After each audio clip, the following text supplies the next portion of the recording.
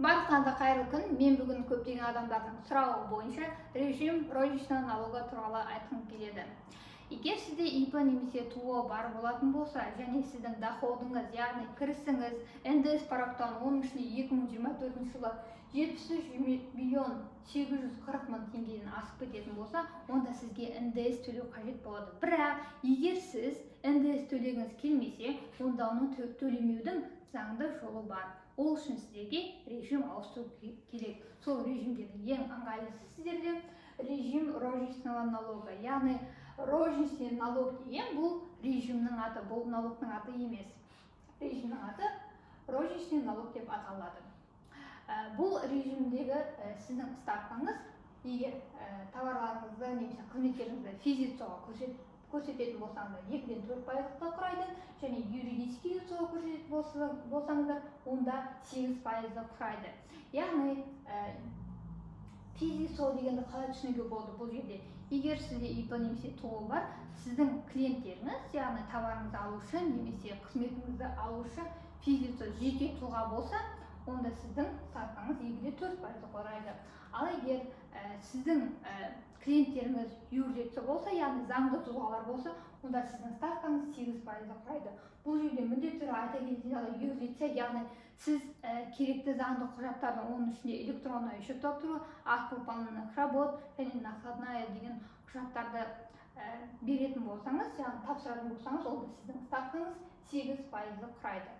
Енді бұл режимнің бір артықшылығы 2024 жылы сіздегі доход 600 мың МРП, яғни бізде МРП 3692 теңгені құрайды. Бұл дегеніміз сіздің доходыңыз 2 миллиард 215 миллион 200 мың теңгеге дейін көтерілсе де, сіздер НДС төлемейсіздер. Яғни тек қана жаңағы ставка 2-4%-ға дейінгі ставкадағы налогты төлейсіздер, бірақ оның сыртында ешқандай НДС және басқа налогтарды төлемейсіздер.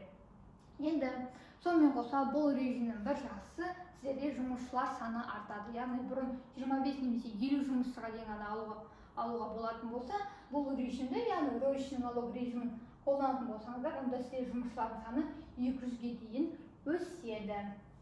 Енді бұл режимді ИП-да, ТО-да қолданылады. Кейбір кісілер ойлайды, ИП қолданса, ТО қолданбайды. Жоқ, ИП-да, ТО-да қолданылады. Оның ішінде бір адамға біз білеміз, бір ғана ИП ашуға болады, ал ТО ашқан кезде бір адамда 2 ТО болса, ол 2 ТО-ның біреуі ғана спецрежим, оның ішінде режим розничного налоганы қолдана алады.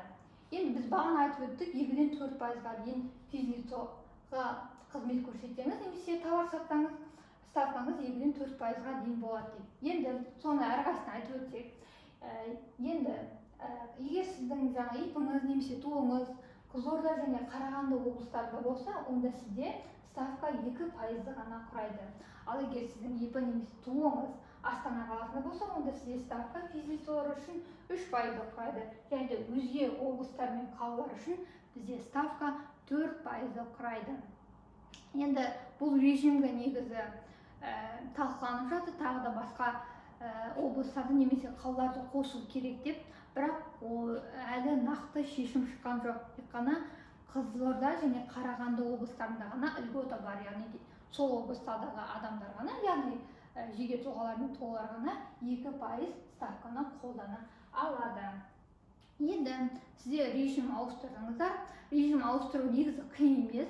Оны салық кабинеті арқылы ауыстыруға болады. Салық кабинеті заявлениені толтырасыздар да, режим ауыстыруға заявка жібересіздер.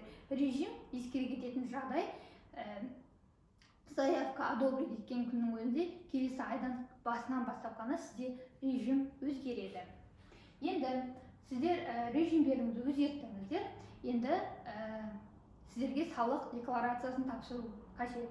Яғни бұрындар сізде упрощенный режим болса, сіздер 6 айда бір рет қана тапсыратын боласыздар. Ал енді сіздерде розничный налог режимі болса, онда сіздер әр 3 ай сайын, яғни квартал сайын тапсыратын боласыздар. Сіздердің тапсыратын формаларыңыз ол 910 форма және 200 форма. 910 формада сіздер жаңағы розничный налог режимі бойынша қанша табыс таптыңыздар, осы 913 формаға соны жазасыздар. Ал жаңағы ИП-ң өзі үшін және жұмыскерлер үшін платеждар бар ғой төлейтін ай сайынғы. Сол платеждарды сіздер 203 формада жазасыздар. Және де бұл режимнің бір артықшылығы упрощенный режимде дейікші былайынан.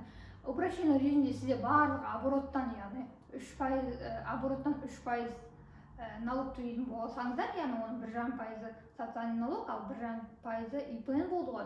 Ал розничный налог режимде сіздер барлық обороттан төлейсіздер және на вычет, яғни шегерім үшін сіздер жұмысшылардың жалақысын ала аласыздар. Менің ойымша бұл үлкен үлгоды болып есептеледі. Мысалы, сіздің 3 айда тапқан табысыңыз 100 миллион теңгені құрады. Бірақ сол 100 миллионның сіздер 20 миллион теңгесіне жаңағы өзіңізде ресми түрде жұмыс жазатын жұмысшыларға жалақы беретін болсаңыздар, бұл сумманы на вычет аласыздар, яғни 20 миллионнан яғни 100 миллионнан азайтасыздар 20 миллионды, яғни сіздер 80 миллион теңгеден ғана салық төлейсіздер.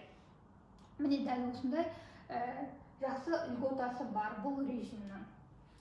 Енді осы видео сіздерге ұнаса, пайдалы болса, онда лайк басыңыздар, сұрақтарыңыз болса комментарий жазыңыздар, және де сізге де басқаларына пайдалы болуы мүмкін деп ойласаңыздар, осы видеоны таратыңыздар.